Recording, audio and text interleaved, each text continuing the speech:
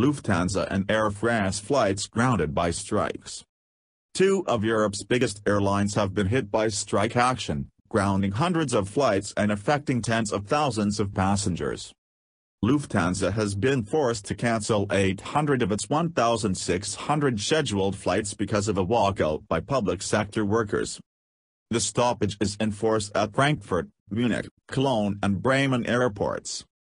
At the same time, Air France has cancelled 1 in 4 of its flights as airline staff take action in support of a 6% pay claim. Lufthansa has said about 90,000 passengers have been hit by the German public sector strike, which does not involve the airline's own staff.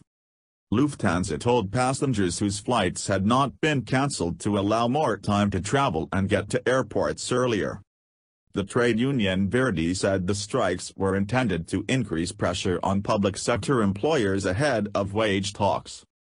However, Lufthansa said it cannot comprehend Verdi's threat to carry out such a massive strike.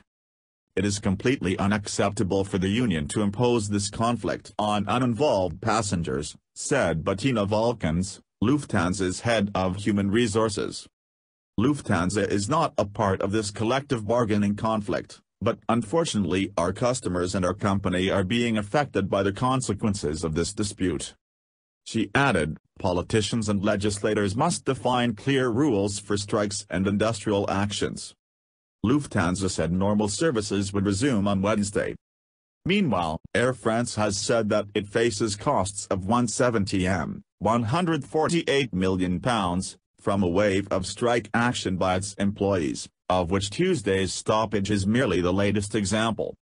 The strike is set to continue on Wednesday, with further walkouts planned on 4 more days this month. Rail travel in France is also under pressure from a rolling program of strikes by SNCF staff, in response to labor reforms under President Emmanuel Macron.